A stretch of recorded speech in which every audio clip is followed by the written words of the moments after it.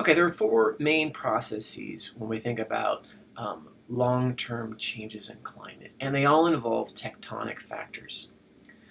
The four processes, we'll go through them in detail here. Number one is that we have a different configuration of the continents. Okay, and so that becomes important because that can control where ice sheets form, and ice sheets are obviously important in terms of changing the planetary albedo. So going back to first principles, the land-ocean configuration can potentially control global albedo. The second process is actually something called seafloor spreading. When we have plates that are spreading, we know that there ends up being a flux of carbon out of the ocean, out of the lithosphere into the ocean, and eventually that can outgas into the atmosphere. And so where we have periods of active seafloor spreading, CO2 concentrations in the ocean and eventually in the atmosphere can increase over time. And of course, as we have more CO2 in the atmosphere, the planet can warm up. The third process is chemical weathering. And so the idea here, this is a carbon sink. So where we have periods of active chemical weathering, for example, if we have huge amounts of exposed rock and a lot of precipitation on that exposed rock over a very, very long time scale, what that can do is take carbon out of the atmosphere, and ultimately that will reduce the amount of long-wave radiation trapped and cool the planet. And then finally, on a similar factor, tectonic changes can also build mountains, and as we have uplift, you end up getting exposed rock, and that can also alter chemical weathering. So what we can do here is we actually can take some elements of geology, especially looking at things like plate tectonics, and also things using the paleomagnetic reconstructions to come up with a reconstruction of how geologic history has changed through time, and then potentially use that to inform how that may have influenced these long-term observed changes in climate. So just to remind ourselves here of carbon reservoirs on the planet circa around 1850, this is where our carbon is on the planet. And the numbers here are reported in gigatons of carbon. And what we can see here is that there's around 600 gigatons of carbon in the atmosphere, likewise in vegetation. There's a lot in the ocean, particularly in the deep ocean. And then you can see that most of the carbon is in the lithosphere, in sediments and rocks. Right? That's the inorganic carbon that's locked in fossil fuels, etc.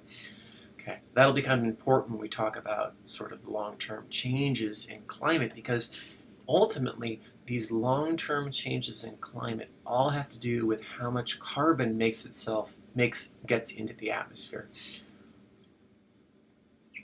And we can think about the long-term changes in carbon and the slow-term changes in carbon, and this is just a brief review of the carbon cycle. We have rapid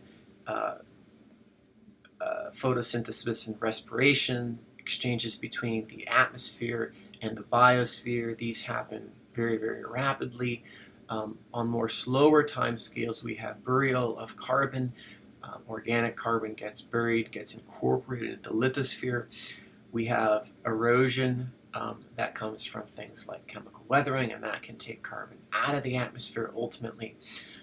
We have also in the upper ocean, we have gas-air exchange flux between the atmosphere and ocean to try to get an equilibration of carbon.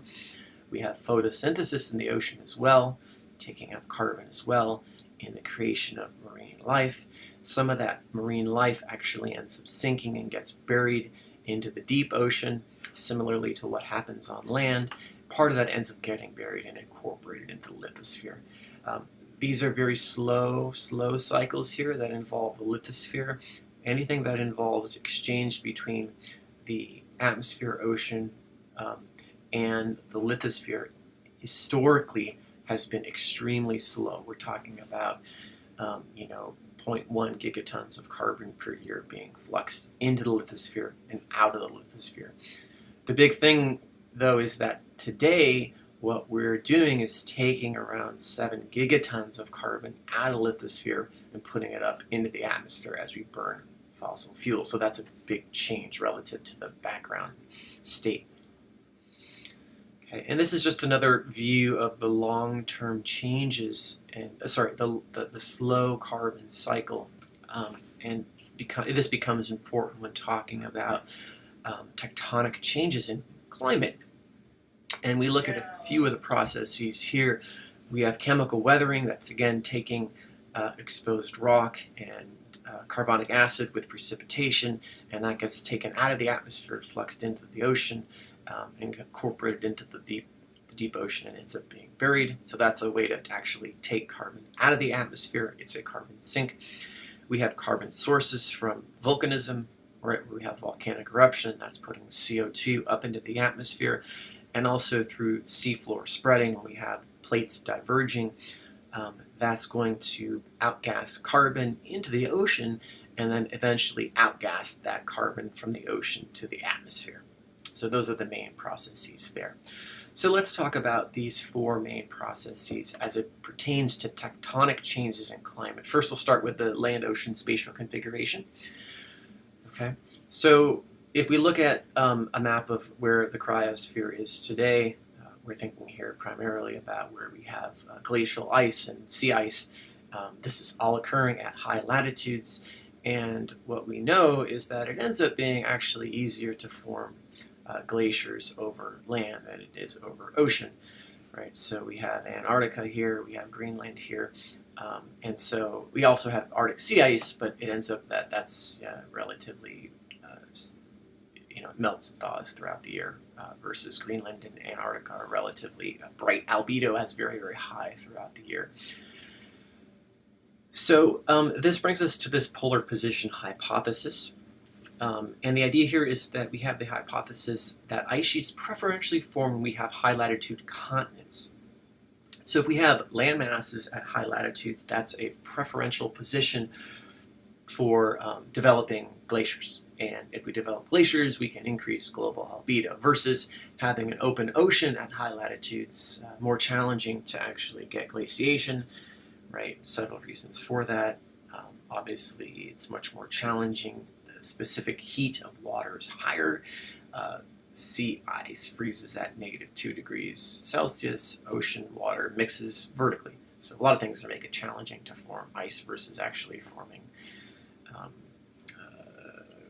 glaciers over land. Okay, so that's hypothesis number 1.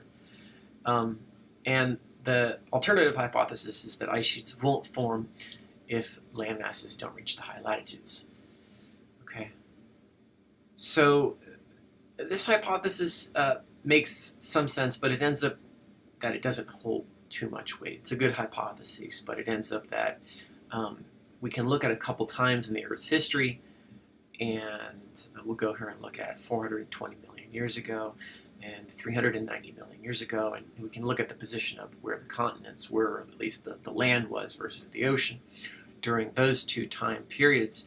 And what we see here is that actually we have abundance of land in the southern hemisphere near the pole. This would be a good situation if we wanted to form extensive glaciation at high latitudes and potentially increase the global albedo. But it turns out that there's no evidence for ice during these 2 time periods.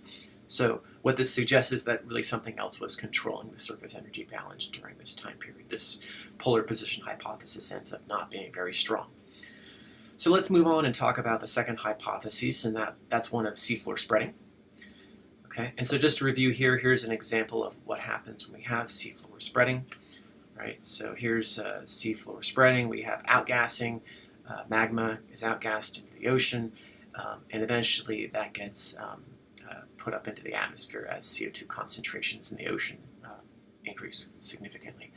The hypothesis here is that changes in the rate of seafloor spreading can be directly linked to the CO2 levels in the atmosphere over very, very long time periods. So we can look at this, and we can look at seafloor ages, and these are through these magnetic lineations. And when we do this, what we can get an idea of is when seafloor spreading was rapid versus when it was more muted in time. And so this is showing a couple examples of seafloor spreading here for different time periods. And you can see there are periods where we have accelerations of seafloor spreading and periods where we have more slow seafloor spreading. And we'll focus in on here is this period between 65 and 140 million years ago. And it ends up that occupies a large region here, which is being shown by this gray color. So this is a period of pretty active seafloor spreading.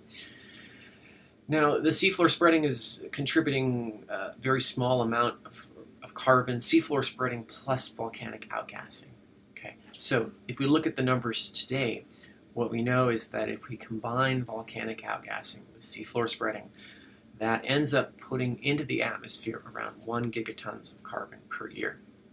Okay, and then we have weathering. Chemical weathering basically removes around 1.1 gigatons of carbon per year. So this is a steady state, right? This is sort of this pre-industrial example, steady state whereby you're not going to alter the amount of atmospheric CO2 in terms of its carbon reservoir.